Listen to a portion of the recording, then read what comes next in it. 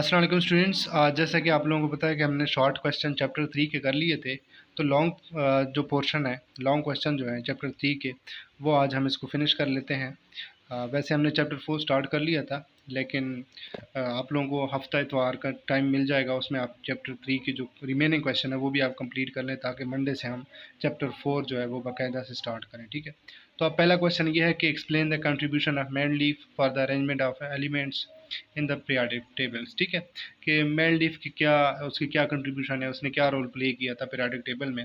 तो वो हमें पता है कि उसने जो पीरियोडिक टेबल में 65 ऑलमोस्ट उसने एलिमेंट जो है 65 एलिमेंट्स उसने on the basis of atomic mass जो है प्लेस किए थे, लेकिन वो फिर रिजेक्ट हुआ बाद में। ठीक है, आइसोटोप्स की वजह से। तो इसका आंसर पेज नंबर 45 पे लिखा हुआ है, तो आप वहाँ से भी देख सकते हैं।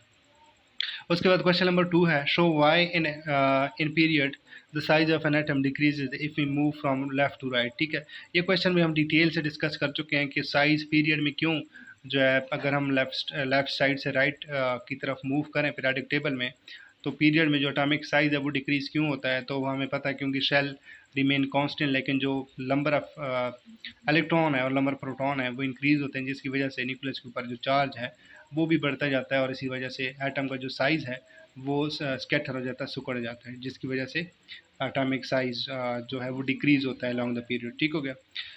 उसके बाद क्वेश्चन नंबर 3 है, describe the trend of electronegativity in period and in a groups. ठीक है, ये भी हम डिस्कस कर चुके हैं कि इलेक्ट्रोनेगेटिविटी क्या चीज़ है और उसके ट्रेंड क्या है पीरियड में। ठीक है, ये भी आप पेज नंबर 54 या 55 बोथ में इसका ट्रेंड भी लिखा हुआ है और इलेक्ट्रोनेगेटिविटी का भी लिखा हुआ है। क्वेश्चन नंबर 4 है, discuss the important features of modern periodic tables. इसमें दिए हुए हैं पेज नंबर 47 पे सारे पीरियोडिक टेबल के जो बेसिक्स पॉइंट्स हैं या पोस्टुलेट हैं वो लिखे हुए हैं सारे, तो पेज नंबर 47 पे। ठीक है, उसके बाद क्वेश्चन नंबर 5 है, what do you mean by blocks in a periodic table and why elements were place in period blocks. तो ठीक है, तो इसका आंसर भी पेज नंबर 48 पे हमें पता है कि 4 ब्लॉक्स हैं, एस पी डी एफ। ठीक है, ये पीरियोडिक टेबल में 4 ब्लॉक्स हैं, और आखिरी जो वैलेंस इलेक्ट्रॉन जो है वो जिस शेल में जाता है उस बेस पे, सब शेल बेस पे, ठीक है, एलिमेंट्स को प्लेस किया गया। तो इसका आंसर भी पेज नंबर 48 पे लिखा हुआ है, तो आप वहाँ से देख लें। उसके बाद क्वेश्चन नंबर 6 है, discuss in detail the periodic या period, sorry, discuss in detail the periods in periodic table. ठीक है, ये जो पीरियड्स हैं वो डिस्कस करें डिटेल के साथ, तो ये पेज नंबर 49 भी लिखा हुआ है, उसके 6-7 पॉइंट हैं पीरियड्स के हवाले से, वो भी आप उसको देख लें ज़रा। उसके बाद है क्वेश्चन नंबर 7 के why and how elements are arrange in periodic tables, के क्यों और कैसे जो है एलिमेंट्स को प्लेस किया गया। तो हमें पता है कि जो पेज नंबर 46 है मॉडर्न पीरियोडिक टेबल में, जो एलिमेंट्स हैं वो on the basis of atomic number place किए गए हैं। क्यों किया वो इसलिए कि क्योंकि एटॉमिक नंबर के बेस पे जब हमने एलिमेंट्स प्लेस हुए तो उसमें आइसोटोप्स का मसला नहीं आ रहा था। अगर हम एटॉमिक मास के लिहाज से वो कर लेते तो जिसकी वजह से आइसोटोप्स का मसला आ रहा था, जिसकी वजह से एलिमेंट जो है वो सही तरह पीरियोडिक टेबल में नहीं अरेंज हो सके।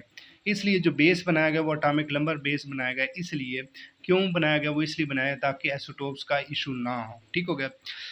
उसके बाद क्वेश्चन नंबर है 8, what is ionization energy, describe its trend in periodic table. तो इसका आंसर भी पेज नंबर 53 पे गिवन है।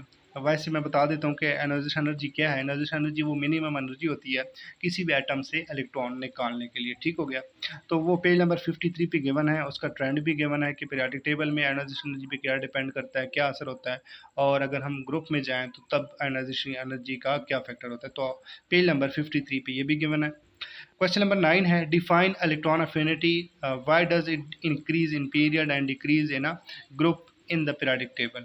ठीक है, तो इलेक्ट्रॉन अफिनिटी भी हम डिस्कस कर चुके हैं डिटेल के साथ, लास्ट टॉपिक है।